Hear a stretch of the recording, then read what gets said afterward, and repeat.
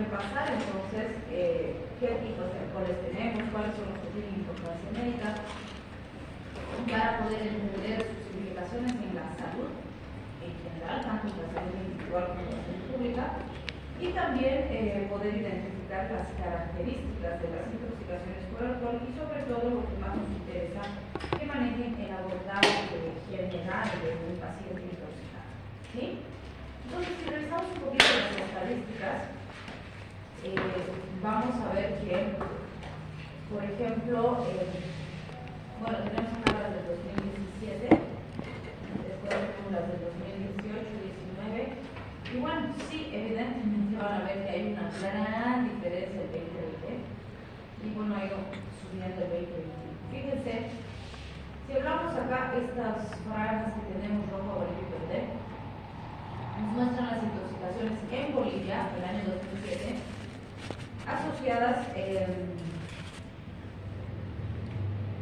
con plaguicidas, drogas, fármacos y alcohol, que aquí fíjense la franja más ancha que está relacionada con el alcohol, y obviamente las drogas, si bien sí existe un consumo importante, es mínimo dentro de esta gran franja. La mayor parte del consumo es alcohol. Y pues las intoxicaciones por alimentos que están en la franja superior. Fíjense la diferencia. En 2017, por ejemplo, teníamos 29.498 casos solo en ese año. ¿Sí? Y el 2020, fíjense, 4.991. 4.991 sigue siendo una cantidad gigante. Es sumamente importante.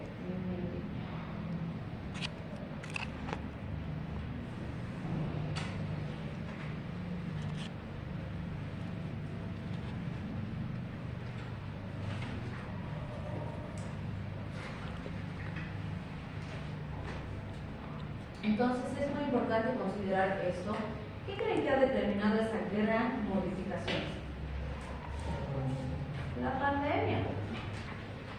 Fíjense, ha afectado tanto que realmente es ni la mitad, porque es cierto que el consumo principal va a estar asociado a pues, salir a boliches, reunirse en fiestas y demás, todo lo que nos han prohibido durante la pandemia, ¿se dan cuenta? Entonces, es sumamente importante considerar esos elementos porque sí ha habido un impacto drástico. Pero a pesar de eso, si nosotros vemos 4.000, 5.000 casos por año, sigue siendo un problema sumamente importante a pesar de esas circunstancias. Y si bien tenemos la estadística solo hasta el 2021, porque no he sacado la del 2022 y 2023, nos da un gran pantallazo de la realidad de nuestra población. Y sí, vamos a ver que existe un consumo muy significativo de sustancias. ¿Sí? Entonces, el consumo de alcohol es un problema de salud significativo. La OMS determina que se considera alcohólico, ¿sí? O sea, un consumidor crónico, diríamos, de alcohol, aquel individuo que consume bebidas alcohólicas más de 2 veces por mes hasta estar en estado de embriaguez. Pues 2 veces por mes es nada, ¿se dan cuenta? Tenemos población que no le pega un fin de semana. Y un fin de semana a la semana no más, valga la redundancia, ya son 4 veces por mes. O sea, ya entran en la clasificación de alcoholismo, ¿se dan cuenta? Pero además, yo les pregunto, ¿será que alguien, bueno, sí, seguro que sí hay, pero la mayor parte de la gente bebe hasta no estar en estado de embriaguez? No, la mayoría va con el objetivo específico de embriagarse, ¿sí? Entonces, sí tenemos un problema importante. ¿Y cuál es el punto además clave en esta sustancia? Que sabemos que el alcohol es una droga de abuso, ¿sí?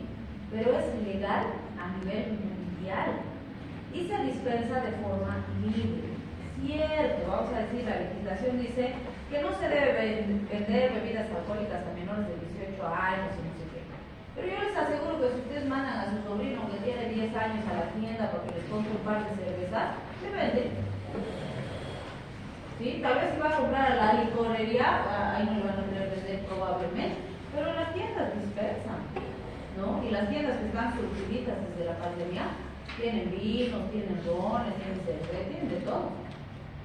¿Sí? Entonces, si bien existen prohibiciones en la legislación, no se cumplen.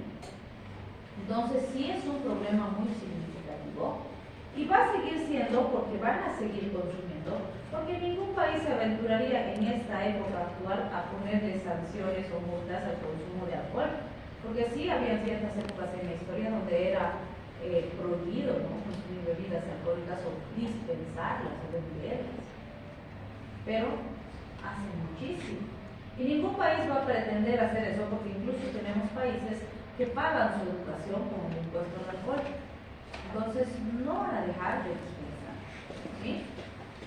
Y vamos a seguir teniendo intoxicaciones. Y vamos a ir viendo algunas características relacionadas a estas. Bien, si analizamos el alcohol como una molécula química, porque eso pertenece a una gran familia que es la familia de los alcoholes, decimos que estos son hidrocarburos que contienen en su estructura química grupos oxidrilos. ¿Sí?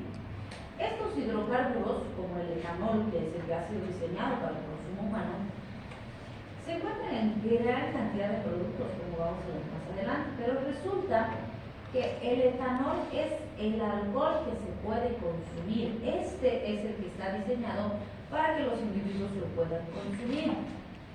Pero el metanol, por ejemplo, que ya es diferente, es muy peligroso.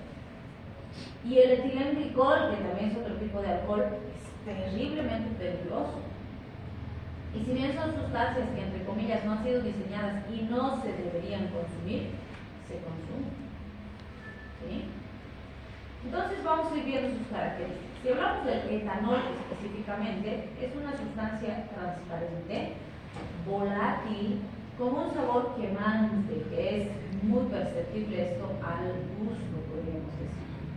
Además tiene un olor característico, es miscible en agua, es decir, que se puede disolver en agua, y además es soluble en distintos tipos de solventes orgánicos como éter, ácidos, cetonas. El ácido acético es uno de los más conocidos, el benceno y otros más. Si hablamos de la síntesis del etanol, normalmente se lo obtiene por fermentación, por acción de masas, cuando lo obtenemos a partir de carbohidratos. Van a ver que gran parte de los alcoholes que se consumen se obtienen por fermentación, ¿no?, como la chicha, otros más que se obtienen por fermentación de varios carbohidratos, de muchas frutas, por ejemplo. ¿Sí? También se pueden obtener a partir del etileno a través de hidratación. Si hidratamos la molécula de etileno, vamos a tener la formación de etanol. También se ha visto que el acetileno, por hidratación del acetaldehído, se va a hidrogenar y se va a formar el etanol. Entonces también puedo obtener etanol a partir de acetileno. La flora bacteriana puede producir procesos de fermentación y de esta forma producir etanol. Y esto es muy importante porque gracias a esto está descrito que, por ejemplo, si el individuo consume grandes cantidades de manzana, que es una fruta que fermenta bastante, por esta acción de fermentación de la flora bacteriana, el paciente podría incluso dar positivo a un test de alcoholemia sin haber consumido bebidas alcohólicas. ¿Sí? Obviamente, esa información no se la damos a la población porque luego pues, quieren justificar la alcoholemia con que han comido 100 manzanas, ¿no? Entonces, no les avisamos eso a los pacientes. Pero, literalmente, el alcohol cero en el organismo no existe, porque esas bacterias que tenemos a nivel intestinal siempre están fermentando y produciendo pequeñas cantidades de etanol. ¿Sí? Pero existen consensos entre lo que son los países y las autoridades que controlan esto para las alcoholemias, donde dicen, si reporta en 3 y este nivel, vamos a reportar como 0, porque ya está ahí, está bien, no es una cantidad significativa. Pero a partir de este parámetro, entonces sí vamos a reportar la alcoholemia. ¿Sí? Y por supuesto, muy importante que el alcohol no es parte, no es producido por el metabolismo humano, ¿sí? Entonces, diferente que nuestra flora bacteriana produzca a que nosotros produzcamos, ¿sí? Bien, ¿cuáles serían los usos? Como decíamos, fíjense, existe una amplia gama de negocio, de sitios donde se va a usar estas sustancias. Por ejemplo, vamos a ver que tenemos sustancias psicoactivas como los distintos tragos, licores que tenemos. Tenemos aditivos de combustibles, la manufactura de otros alcoholes, la elaboración de cosméticos domésticos, perfumes, algunos productos farmacéuticos, algunos alimentos, algunas sustancias venenosas como los plaguicidas, por ejemplo, utilizan como precursores o como elementos que se usan en su proceso de producción al alcohol, ¿sí? Entonces todos estos podríamos decir que de una u otra forma tienen algunos compuestos del etanol, ¿sí? Bien, y esto es muy importante, porque en condiciones normales, ¿qué decimos? Bueno, ya hemos repetido varias veces hasta ahorita, que el etanol es el único que ha sido diseñado para el consumo humano, ¿sí? Pero fíjense, por ejemplo, todos estos tragos adulterados, que bueno, en estos medios tienen nombrecitos diferentes, estos son más raros diferentes. Pero pues tenemos aquí también, ¿no? El Pampeño, el San Pedro, no sé qué marcas, que cuestan 10 pesitos, 20 pesitos, bueno, ya no sé cuánto costarán, pero eran súper baratitos, ¿no? Entonces, estos fármacos, no son fármacos, estos alcoholes son adulterados, pues. Porque imagínense, ustedes creen que van a agarrar un whisky de 300 pesos para poner en estas botellitas que van a vender a 20.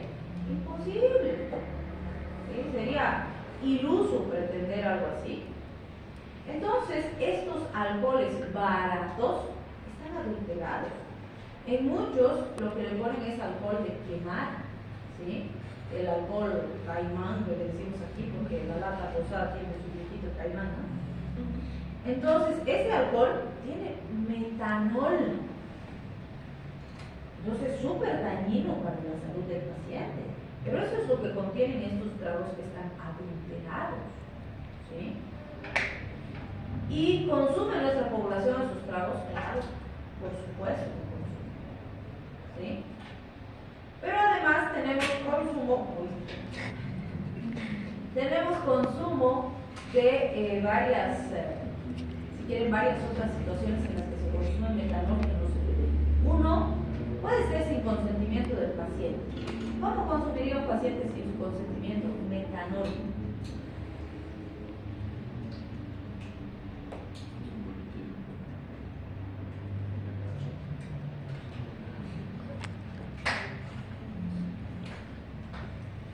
¿Cómo sería? ¿Ustedes han tomado alguna vez metanol? ¿No? A ver, ¿quiénes alguna vez en su vida han consumido bebidas alcohólicas? El resto no, son las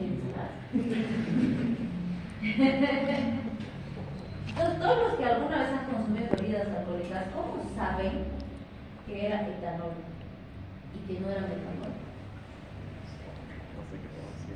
¿Cómo saben?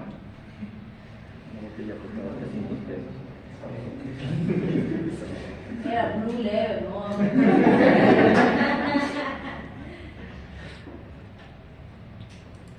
Solo viendo o solo oliendo, por decirlo así, no podemos saber si tiene etanol, metanol o qué contiene. Porque no se ve, pues. Me están dando ahí servidito el trago, ¿cómo voy a saber si es etanol o es metanol? No tengo cómo saber. Entonces, los tragos que son adulterados, normalmente los adulteran con metanol. Porque sabe parecido al etanol, como si fuera, está fuerte, así. Sabe igual, se ve igual, se siente igual, tiene un olor parecido, ¿sí? Entonces, puede pasar como si fuera etanol, ¿sí? Por ejemplo, yo les digo, a veces dicen, ¿no? Ay, no, son mejor los tragos artesanales, porque la chichita, el guarapito, se preparan de forma más natural. ¿Qué dicen? ¿Será? ¿Por qué no? ¿Cómo ¿Cómo se prepara la chicha? Por ejemplo, ¿saben el proceso natural o ancestral, vamos a decir, de la preparación de la chicha? Es por fermentación, pero ¿qué tienes que hacer para que fermente? Porque es de maíz, quizás, ¿no? ¿Qué hace? ¿Cómo?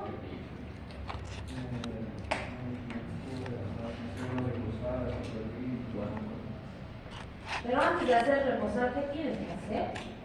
¿O qué hacían los incas cuando preparaban chicha y que deberían hacer las doñitas que preparan chicha ahora? Hervirlo. ¿Cómo? Hervirlo. ¿Qué? Hervirlo. Hervirlo. Ya, después de hervirlo. Dejarlo reposar. ¿Directo? No, el proceso de preparación de la chicha es ese maíz que han hecho hervir, tienen que agarrar, meter a su boca, mascar y escupir. Y agarran otra vez, mascan y escupen. Y mascan y escupen. Eso que escupen es lo que van a hacer fermentar. Ese es el proceso. Porque la forma de fermentación son las bacterias de la saliva. Y eso es desde los incas, no es recién, yo no lo estoy inventando. Así es el proceso. Besito, toma. Ese es el proceso, y entre comillas, ese es el proceso natural y el más sano. Y la forma en que procesan actualmente es peor. ¿Sí? Pero esa es la forma de hacer la chicha. ¿Sí? Ahora, obviamente cuando dejan fermentar, como dicen ustedes, tiene que pasar un tiempo para que se pegue, se fermente, se produzca el alcohol y demás. ¿Sí? Y obviamente el tiempo es dinero, ¿no? Y para nuestros comerciantes, uno, pues cómo van a estar perdiendo dinero y tardar mucho más tiempo. No. Entonces hacen cosas para acelerar el proceso de fermentación. ¿Qué hacen? Le echan azúcar para que fermente más rápido, ¿sí? Le echan alcohol caimán, ahí está, la lata rosada de alcohol de quemar que no se debería beber. Le echan para que fermente más rápido y además esté más fuerte la chicha. ¿Sí? Pero no es lo peor. Le echan frutas y verduras podridas. Se ha encontrado que le ponen hasta heces fecales para que fermente más rápido. ¿Sí? Y obviamente eso no ve el consumidor, pues el consumidor ve la chichita nomás, lista para consumir, ¿sí? Y pues bacteriológicamente hablando, sí se han hecho estudios, se han querido hacer estudios donde se quería identificar, por ejemplo, en una feria de la chicha, cuál era la chicha más contaminada. El dato triste inicial fue que todas las chichas tenían coliformes. Y si encuentro coliformes en un producto, ¿qué significa? Contaminación con heces fecales. Y toditas tenían. Número uno. Número dos. Resulta que la más contaminada era la que, según el consumidor, era la más rica. O sea que en la feria, de hecho, no dieron los resultados bacteriológicos porque iba a ser terrible, porque se iban a sacudir a los químicos que han hecho el estudio. Entonces dieron los reportes después a los dueños. Pero la más contaminada era la que, según la población, era la más sabrosa.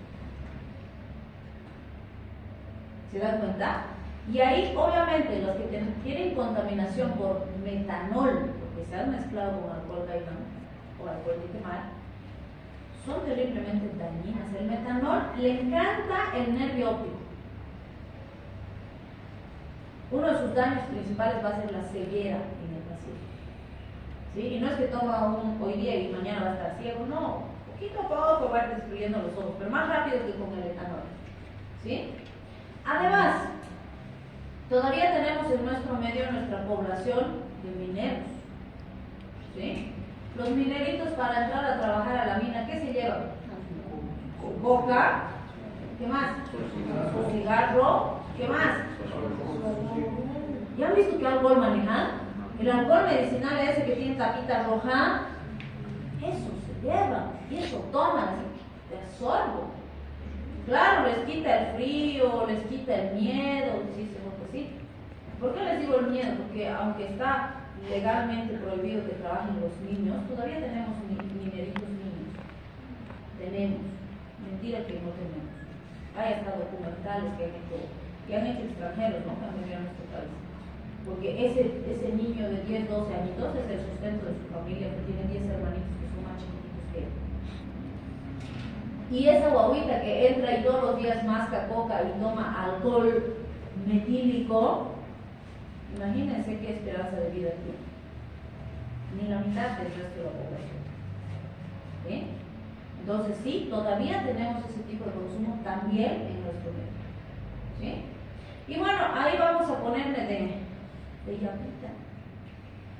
El consumo de nuestros adolescentes y estudiantes universitarios. Bueno, les digo, ustedes de privada siempre son más jaironcitos, entonces invierten un poquito más en sus trajes.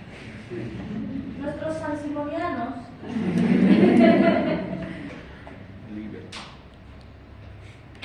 así hacen la quita cuando van a beber, ¿no? Y saltan de su media. Ya, 5 pesitos, 10 pesitos para comprar más trago. Entonces en algún rato se les acaba el trago. Y sí hemos tenido grupos, ni siquiera solo grupos de estudiantes todavía llegan, aunque no sea creíble, al hospital, que resulta que ya se les acabó el trago y se fueron a la casa del Juanito porque el Juanito dijo, mi papá tenía una botellita, vamos a mi casa, vamos a tomar. Y van a su casa a tomar y en una que llegaron, el Juanito entró y no encontraba la botella y además saben qué hacer, se compran o el alcohol más barato o alguno que piden en su casa y lo mezclan con refresco. Y no puedes con refresco bien por lo menos, ¿no? Compran el suco de sobrecito, alcohol, ya, siguen viviendo. Estos locos, el Juanito no encontraba la botella cuando, ya está. Está fuerte. Hizo la preparación, llegó, todos tomaron, ¡guau! ¡Qué fuerte! Ya. Siguieron bebiendo. 2 horas después aproximadamente, toditos en fila al hospital. Su papá lo quería pegar al Juanito porque lo que le puso a la mezcla era tiner. ¿Para qué usamos el tiner? Disolver pintura. Es un disolvente de pintura. Es más fuerte que el alcohol. O bueno, que la gasolina en realidad. Es fuerte. Y se tomaron tiner. Entonces, bueno, después quedaron más bien, pero aprendieron a no poner, porque su papá guardó en una botella de cristal que tenía de un trago que se había tomado antes, el tiner. Entonces sí, aunque no creemos, llegan todavía, o se compran, como les decía, ese alcohol de la farmacia de 2 pesitos con tapita roja, y eso mezclan con refresco y así toman. ¿Sí? Y es común en adolescentes, en estudiantes de colegio, en estudiantes universitarios, ¿sí? Entonces sigue pasando. Ahí tenemos alto consumo de metanol. El otro que es súper importante que vamos a analizar aquí es el etilenglicol. El etilenglicol es otro tipo de alcohol, pero este no ha sido diseñado de ninguna manera para el consumo. Y no debería haber forma alguna de que una persona consuma etilenglicol. ¿Sí? Porque, ¿en qué se usa? Se usa en la industria principalmente, mucho en la industria automovilística. ¿Conocen el anticongelante de los autos? ¿Para qué se usa? ¿Para qué? Es este, ¿no? Es parte del sistema de refrigeración del motor de los vehículos. ¿Sí? Viene así en frasco verde, rosado, celeste. Entonces, ¿cómo alguien se va a tomar anticongelante del auto? ¿No? Pues no debería. También se usan algunos líquidos de las fotocopiadoras. ¿Quién se va a ir a tomar líquido de fotocopiadora? ¿No? En algunos líquidos para descongelar, bueno, está relacionado a lo anterior. Es cierto, si revisamos en la literatura, vamos a encontrar intoxicaciones en Europa, en Estados Unidos, en estos lugares que tienen inviernos muy duros. Sí existe el antecedente histórico de intoxicaciones en los hogares, porque había épocas cuando no tenían sistemas de calefacción y demás, cuando los inviernos eran muy crudos, si no ponían anticongelante al inodoro, se congelaba. ¿Y ahora qué hacemos si se congela el inodoro? Estamos fregados, ¿no? Entonces le ponían a la batería del baño anticongelante para que el agua que mantenga fluido. Entonces, ¿quiénes se intoxicaban ahí?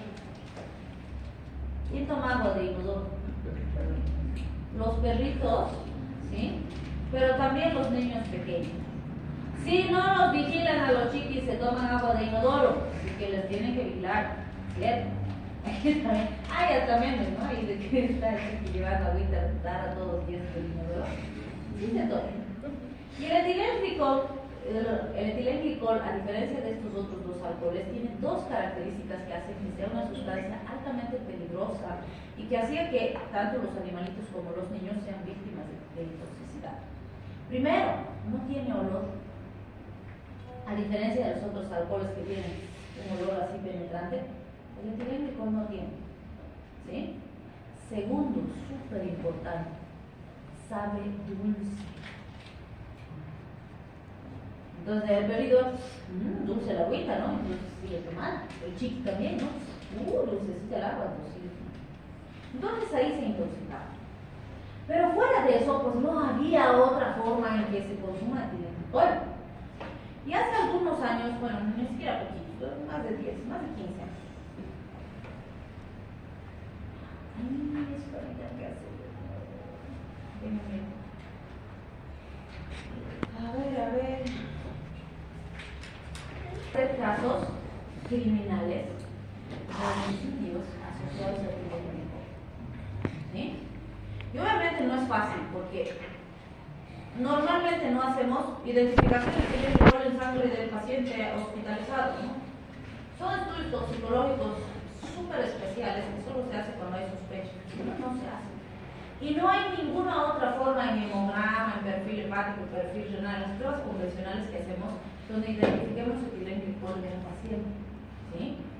Y por estas dos características que les menciono, ¿qué pasa? Por ejemplo, uno de los casos súper interesantes era que los cónyuges ya no tenían una relación muy buena, se querían separar, qué sé yo, la esposa empezó a ver a otra persona, y bueno, lo más sano era que se divorcien, pues, ¿no? Pero resulta que tenían pues su contrato prematrimonial y todo era del esposo. Entonces a la esposa no le convenía divorciarse, pues, pedía todo. Entonces dice, pues mejor lo eliminaré. Entonces, claro que son gente psicópata, ¿no? Entonces sí, lo que empezaba a hacer estos criminales era, empezaba a aparentar mejor la relación, ¿no? Y mostrar que quería a su esposo, que lo cuidaba, que lo atendía. Y entonces digamos que al esposo le encantaba el helado de frambuesa. Entonces le compraba su heladito de frambuesa, se lo hacía y le mezclaba etilenglicol. Le gustaba el jugo de arándanos, ¿no? Le hacía jugo de arándanos y le mezclaba etilenglicol todos los días, poquito pero todos los días. Entonces el individuo, el cónyuge del esposo, que era sano, no tenía enfermedades de base, de estar así bien, de repente ¡pum!, se descompensaba, tenía que venir la ambulancia, lo llevaban al hospital, estaba fallando el riñón, le hacían estudios, pruebas, exámenes, todo normal. Entonces no se explicaban qué pasaba, por qué está fallando el riñón. Qué raro, entonces lo estabilizaban en el hospital, ya llegaba a parámetros normales, el riñón funcionaba bien. Bueno, hay que darle de alta, lo mandaban a su casa. Pasaba un tiempo y otra vez, ¡pum!, descompensado, se ponía mal, iba a la ambulancia, lo llevaba al hospital, otra vez le hacían todos los exámenes. Pero el riñón fallaba y no se explicaba por qué. Entonces, si no hubiera sido que alguno de los médicos que atendía al paciente, que no tiene antecedentes de nada, ¿no? Pero mira, ya ha venido 3, 4 veces por lo mismo, otra vez se estabiliza y se va, esto está raro, ¿no? Entonces, la siguiente vez que el paciente llega al hospital, dice, hay que hacerle un perfil toxicológico. Y en uno de los casos, por ejemplo, el paciente ya estaba en terapia intensiva, está muy mal, el riñón ya estaba a punto de colapsar. Y si no era que a este colega se le ocurrió hacer un perfil toxicológico, nunca hubieran detectado el etilenglicol en ese paciente. Y cuando hicieron PRI, salió etilenglicol. Y dice, ¿de dónde? A ver, ¿en qué trabaja? Porque sí se han visto algunos casos, por ejemplo, en joyeros, porque manejan algunas cosas para hacer las aleaciones y no sé qué de los metales, y puede haber contaminación por otras vías, pero no nada, no había antecedentes, nada. Pues hizo la denuncia del hospital, fueron los investigadores en la casa, encontraron los recipientes, hicieron las pruebas, encontraron los frascos de etilenglicol. En varios de los casos el paciente se muere, pero por lo menos el criminal no se sale con la suya a la cara. Pero en otros, aquí por ejemplo, si hubiera habido algún caso de esos, no sabemos. Y no hacemos estudios toxicológicos. Y si no sospechamos, no vamos a saber. Vamos a pensar que el paciente ha muerto por falla renal de causas desconocidas, pero puede haber sido epiléptico. ¿Sí? Entonces hay mucho en estos programas que a mí me encantan de casos criminales, hay muchos crímenes pasionales con etilenglicol. Porque requiere tiempo y requiere cercanía del asesino. ¿Sí? Entonces, yo siempre que hablábamos de etilenglicol les decía, si ustedes se encuentran en un paciente etilenglicol, piensen en intento de homicidio. Si no hay otra forma que un paciente reciba etilenglicol porque sí. Pues piensen en intentos de homicidio y los más cercanos al paciente. Que en la mayor parte de las veces no se van a equivocar. Es lo más probable. ¿Sí? Sin embargo, desde hace algunos años, desde hace digamos unos 4 años más o menos, hemos aumentado un criterio. Yo decía, no hay forma de que un paciente tome etilenglicol si no le da. ¿Sí? Pero ha cambiado mi concepto porque, bueno, así charlando con mis estudiantes, uno me dice, Doc, estoy asustadísimo con lo que nos está diciendo del etilenglicol, porque mi primo tiene su viñedo, produce vinos, tiene una industria grande de vinos en Bolivia. Y el otro día, hace una semana, le he acompañado a una reunión de los productores de vino que se han reunido para coordinar algunas cosas. Y estoy asustadísimo con lo que nos dice, porque yo he escuchado en la reunión, obviamente yo no tengo nada que ver con los productores, pero yo he escuchado que en la reunión han quedado entre ellos que le iban a poner etilenglicol al vino. Yo, ¿qué?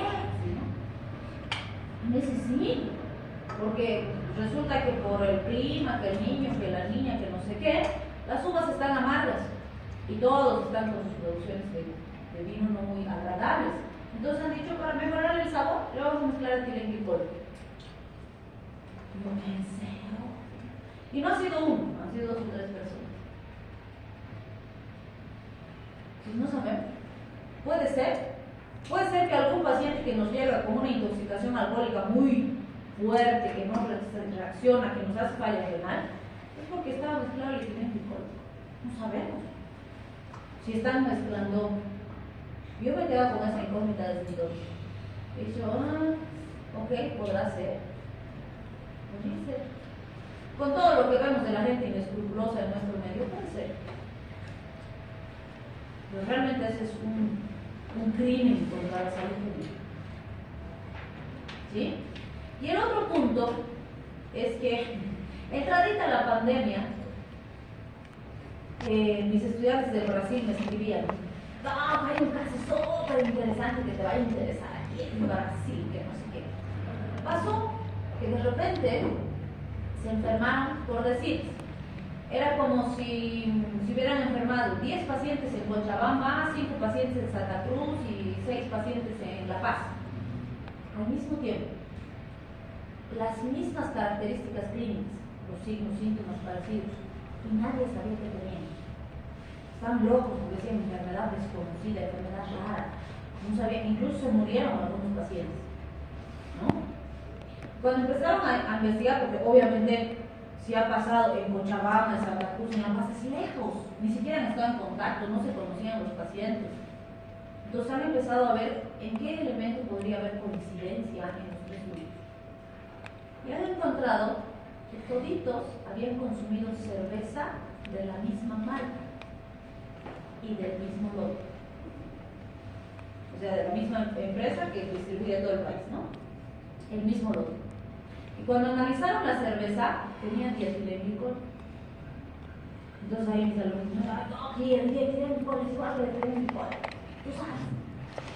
Entonces, sí, evidentemente cuando el dietilenglicol entra a nuestro organismo lo rompe y forma 2 moléculas de etilenglicol. ¿Sí? La pregunta era, ¿por qué había dietilenglicol en la cerveza? No debería haber. No es parte de la composición de la cerveza.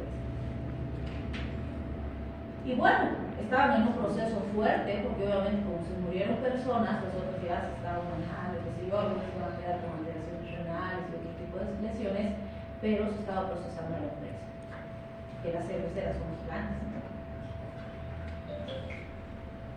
Entonces la pregunta es, ¿cómo puede haber llegado el dietilenglicol a la cerveza? Y era un lote completo. Luego pues hicieron el rastrillaje y recogieron todo ese lote para que no existiera más incidentes. Pero era ese lote exclusivo. El resto de los lotes de cerveza no tenía. Entonces, ¿qué creen que puede haber pasado ahí?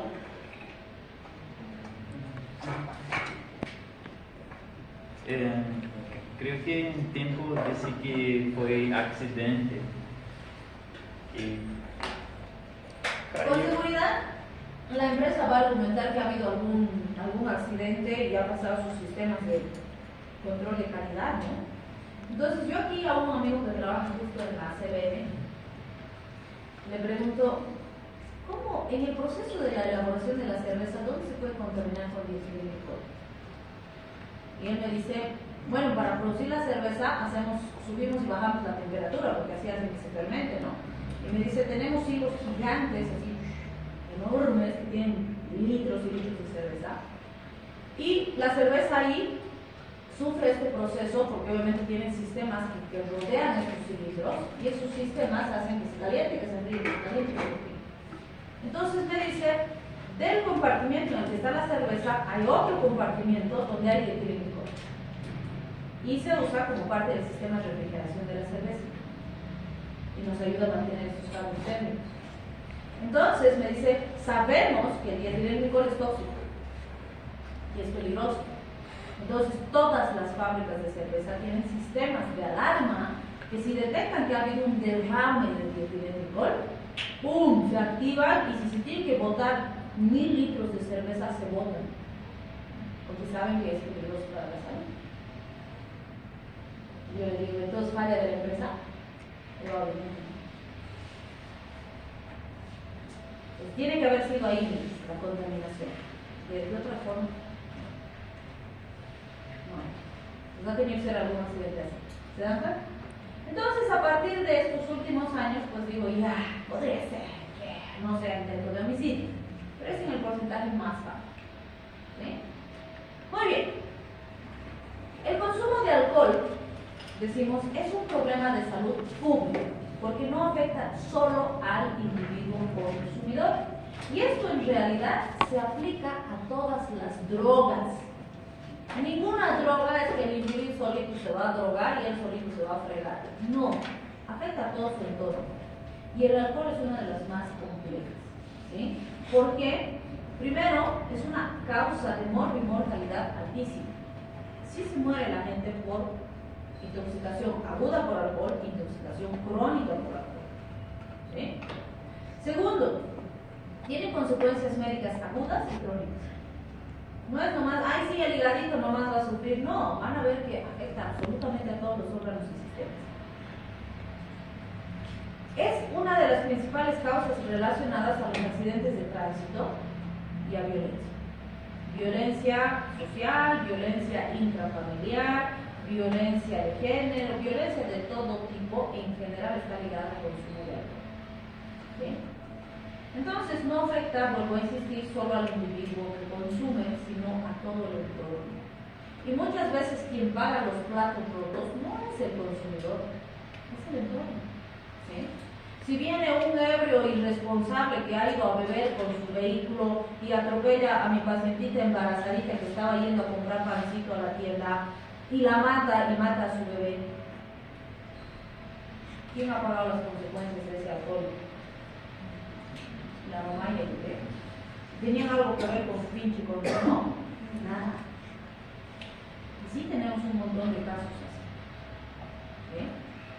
Entonces no es, no, si yo si quiero me voy a morir bebiendo, que vale que se muera solo, pues, si quiere, ¿no?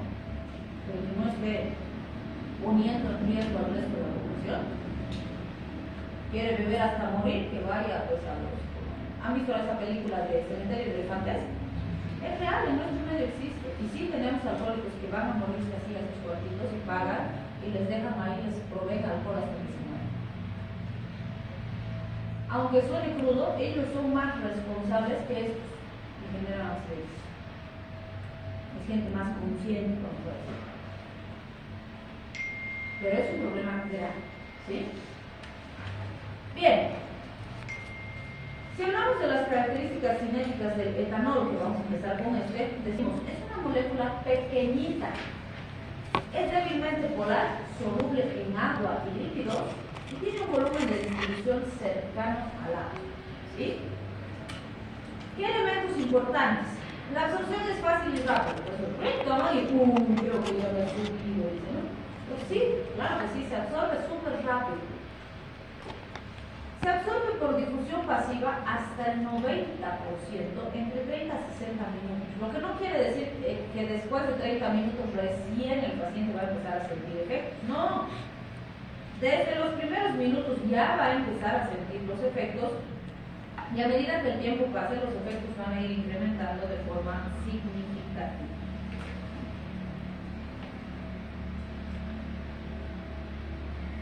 También es importante considerar que los alimentos son importantes en esa absorción.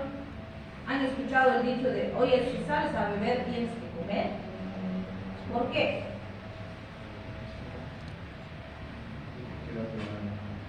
¿Por qué? Para que no te pegues rápido. ¿Por qué te pegas rápido?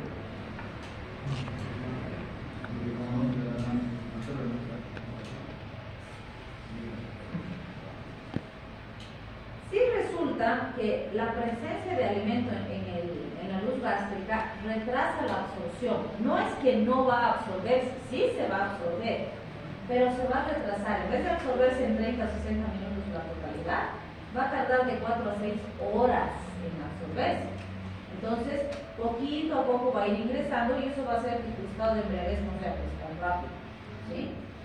Obviamente, también depende de la intensidad y la cantidad de consumo, ¿no? No es lo mismo que tomes, no sé, pues 3 vasitos por hora a que te tomes 2 cajas por hora.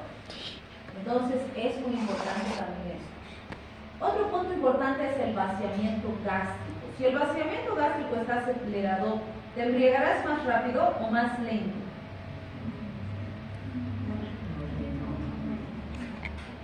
¿Más rápido? ¿Más lento?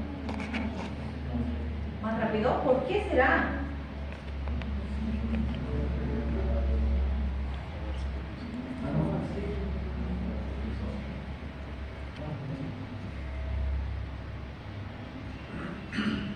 ¿Cuándo es 20 de julio?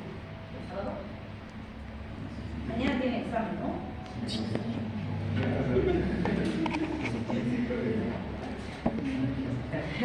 Puede ser por eso. Entonces, si el vaciamiento gástrico está acelerado, sí, la absorción es más rápida. ¿Por qué? Porque la absorción mayor es en el intestino. Entonces, si el vaciamiento gástrico está acelerado, pasa más rápido al intestino y se absorbe más rápido. ¿Sí? La ausencia de alimentos, ya hemos dicho, va a hacer que se absorba directo. Además, algo importante aquí. Si los alimentos tienen alto contenido graso, la absorción es más lenta todavía. Entonces es mejor, o sea, no es lo mismo que te comas 3 lechugas para ir a beber, que no vas a tener buen resultado, a que te comas una comida y un chorizo. Bueno, si quieres chorizo. Entonces sirve más el chorizo que la lechuga. Bien, también se ha visto que los licores carbonatados como el champán se absorben mucho más rápido. Por eso es que con champán te embriagas más fácil. ¿Sí? Se han hecho estudios para ver si existe una absorción significativa por vía inhalatoria. Resulta que por vía inhalatoria se puede absorber hasta el 62%. Por lo tanto, oliendo alcoholcito, ¿te puedes embriagar? Sí. Existe una absorción significativa, es más del 50%. ¿Sí? ¿Y en quiénes han descrito? Había un caso famoso de una señora. Esta señora era evangelista, no bebía así, jamás en su vida había probado bebida alcohólica. Y tenía cirrosis, una cirrosis así, pero tremenda, de esas que se ven en los alcohólicos crónicos. Entonces, a ver, ¿cómo es posible que haya desarrollado una cirrosis así? Y la señora así súper evangélica, todos los fines de semana su culto, no bebía, no fumaba, o sea, tenía una vida sana la señora. Y cuando empiezan a analizar así, ¿por qué podría haber sido ya desencadenado? Resulta que la señora trabajaba en una fábrica de cristales. Y en el proceso de elaboración, ella trabajaba en un lugar donde se desinfectaba y demás con alcohol. Entonces ella, en el proceso que trabajaba, estaba constantemente inhalando vapores de alcohol. ¿Sí? Y era el equivalente a que todos los días consumía una cantidad de alcohol por inhalación. ¿Sí? Entonces vean qué tan importantes son las medidas de bioseguridad, porque ella en ese entorno debería trabajar con mascarilla, siempre. Nunca trabajó ni con guantes, ni con mascarilla, ni con lentes, que subir nada. Por eso tiene una cirrosis terrible. ¿Sí? También se postulaba si podía haber penetración por piel. Y no, o sea, no es significativo. Se dice que hasta el 1%. Pero fíjense, se han hecho estudios, estos no en pacientes, obviamente se ha hecho en gorditos, en los que se les ha expuesto y se les pone en contacto en la pielcita todo el día con el alcohol. Y se ha visto que con 19 horas de exposición apenas había 1% de absorción por piel. ¿Sí? Entonces la absorción por piel no es significativa. Por eso que cuando decían, ay no, nos vamos a embriagar por tanto alcohol que usamos en el COVID, mentira, a no ser que así algunos no, pero con el entonces ahí sí claro. ¿Por qué les digo esto? Porque ciertas épocas había la costumbre, por ejemplo, de los niños que estaban con fiebre, les ponían los pañitos húmedos, incluso algunas enfermeras decían, embeberemos los pañitos, los algodoncitos con alcohol, que le ponían pañitos húmedos y alcohol al paciente pediátrico. Su teoría era que el alcohol al vaporizar hacía que se pierda más calor, ¿no? Sin embargo, en esos casos hubo situaciones en las que había toxicidad por el alcohol en el paciente pediátrico. Entonces se contraindicó y se dijo, no, por favor, alcohol nada, agua nada más, ¿sí? Para los pañitos húmedos. Y obviamente ahí se creía que existía penetración por piel, decían que por la viacidad es el que está penetrando el alcohol y por eso hay estos signos de toxicidad. Pero después con estos hallazgos se vio que claro, cuando le ponían así, el pacientito inhalaba y era por la vía inhalatoria y no por la vía cutánea. ¿Sí? Ahora, ¿puede haber absorción de alcohol por mucosas? ¿Por qué mencionamos eso? Porque, bueno, no es reciente, ya debe tener por lo menos unos 3 años, que se sabe que sobre todo en Europa, los europeos son medio locos, pero en varios países, principalmente en Europa han empezado, pero ahora está bastante diseminado en otros países, han empezado a consumir bebidas alcohólicas por vía vaginal y por vía rectal. ¿Sí? O sea, se introducen tampones, vamos a decir, o algodones embebidos en alcohol por estas vías. ¿Y les produce embriaguez? Claro que sí, porque son zonas que tienen altísima vascularización. Pero, entre comillas, según ellos, su idea es que si lo hacen por esta vía, pues no les va a dar positiva la alcoholemia. No es cierto, porque igual se distribuye el alcohol. ¿Sí? Pero sí existe consumo significativo de este tipo. Entonces, tienen conductas bien locas, vivimos en algunos grupos poblacionales, pero es algo que también se ha visto estos últimos años. ¿Sí? Y sí, hay una absorción alta por mucosas, porque son zonas altamente vascularizadas. ¿Sí? ¿Quieren descansar un ratito? Sí.